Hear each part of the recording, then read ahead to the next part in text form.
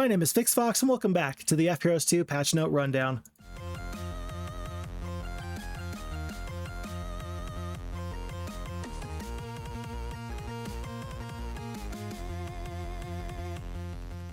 Welcome back. It's good to be back. This is going to be a huge patch that we're going to be going over today, and it's an example of how fruitful the developers of the fheroes2 project have been in delivering an exact experience for the players and also delivering tools to the map making community to make truly wonderful maps in the year 2025. If you're not playing fheroes2 in 2025, trust me, you're missing out. And let me try and convince you just with this quick little patch rundown why you are missing out. So from iHub today, dear supporters and players of the fheroes2 project, today we are excited to present a new version of the fheroes2 engine 1.1.11.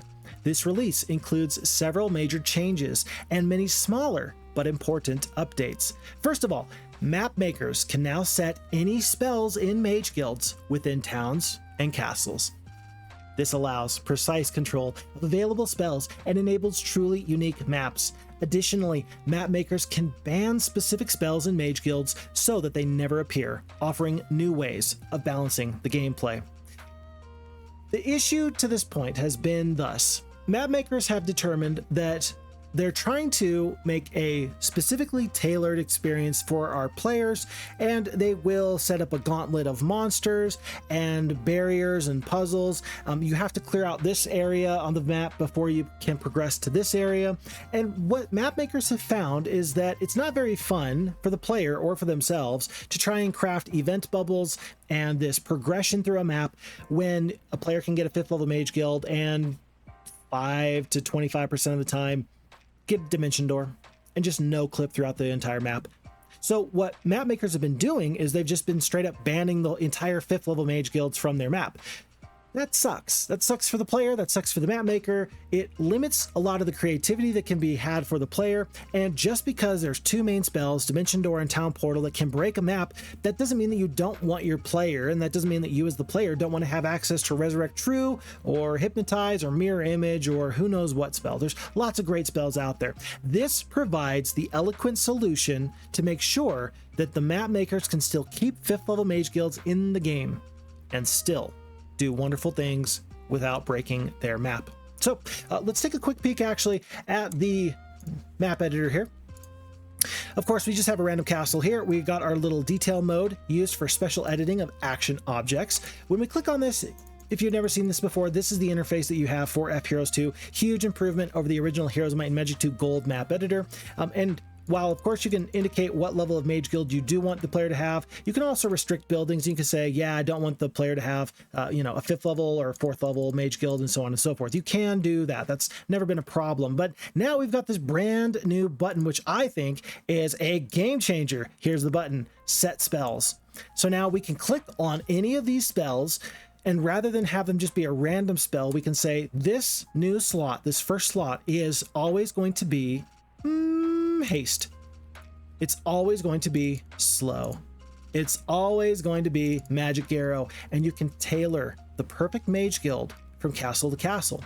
You can tailor to say, you know what, I'm going to want you to have, oh, for sure, from this mage guild, I want you to have this Resurrect True. Very, very important that you do. Of course, this indicates all the mini spell scrolls that you could have, but of course, these final ones are only available if you have the wizard factions. So you can guarantee spells in the mage guild now. Maybe my all-time favorite will be Summon Boat. And now for the banned spells, you can click on this interface and you can determine what level you are looking to ban out. We can go to this mage guild level 5 and you can say no Dimension Door, no Town Portal, but everything else here is on the table. What a good functionality. What a good addition there. Maybe I also say I don't want the player to have Animate Dead. Maybe Teleport is a little bit broken in the situation.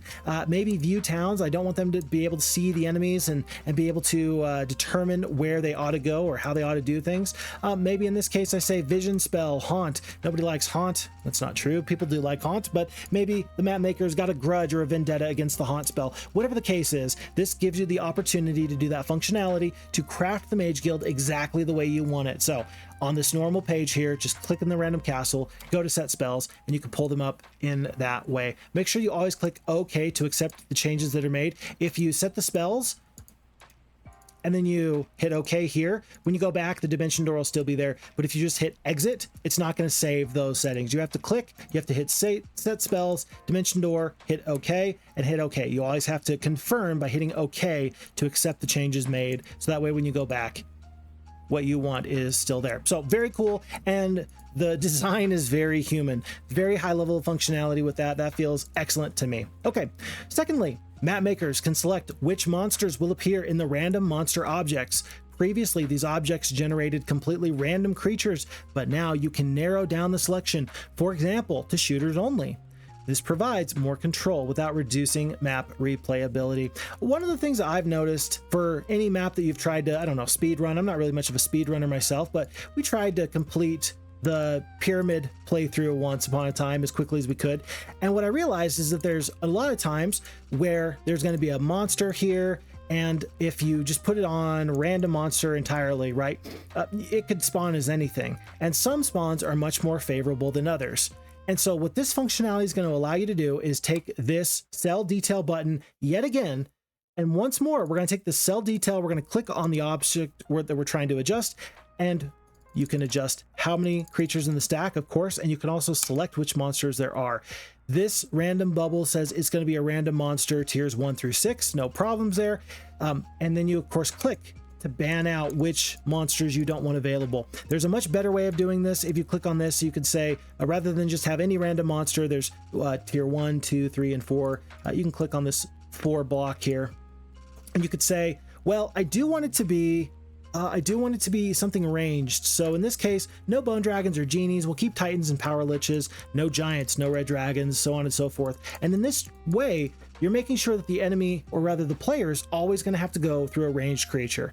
That's kind of interesting that you can do that. Or you can say, well, in this case, I really want them to only have to fight a undead creature of some kind. Maybe they got some spells. Maybe the player has damaging spells like lightning bolt and cold rain. You're saying, no, the Phoenix has the ability to ignore those elemental spells. Let's have a Phoenix there available as one of the possibilities, and the bone dragon power lich. So that way you have the undead spell resistances, but also you have the Phoenix's resistances as well.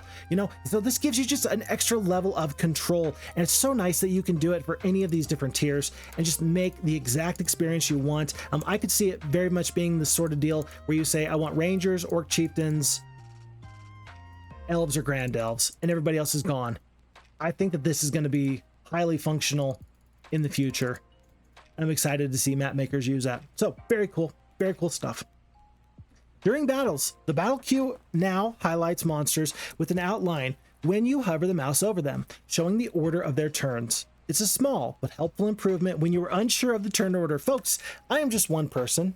I'm just one little guy. I'm just one person. But I'm going to call this the Phixfox adjustment. I know that I'm not the only person that's requested this feature, but I know that I've requested it myself. And I'm very happy to see that this feature has now been included in the game. Let me show you how this works, because it's a really good deal, and I really enjoy this very, very much. If we just go into main menu and we just go to the battle only feature and we set this up as such, what happens sometimes is that you get to the point where, as a player, you see the enemy and they come charging down the battlefield at you, and I lose track of which of these veteran pikemen is which, right? This guy goes down, maybe this guy will go up, maybe this guy will go up. You know, right now, from top to bottom, it all makes sense, but if there's any bit of terrain, sometimes these creatures can get a little bit mixed up. What this new feature will do is this. If you mouse over the actual creature, you can kind of see the highlight, right? You can't really see it here because these creatures are all grayed out, so it's a little bit more difficult to see, but you can tell that there's a flashing deal right next to the peasant. My peasant is flashing, and then the veteran pikeman right next to him is also flashing. Very good. Very cool. And then also, more easy to see is this. I can mouse over in the turn order and it'll show me which veteran pikeman it is. Unfortunately, hold on. The snow terrain doesn't really show this off as well as I wish it did. Hold on. We're going to do this again. Yeah, grass terrain's going to work way better than with this. On snow terrain, it's kind of difficult to see. But in this case, when I mouse over, you can see that the veteran pikemen are definitely highlighted. And you can tell exactly which creature is which. And that's such a big deal. That is really, really nice to make sure that you don't mess up your turn. And I could understand when people say, Phixfox, what's the point of this? You've already got some additional functionality. You've already got this bar up here. Can you not just use some skill and remember where creatures go? And the point is that, like, yeah, I could, but why should I?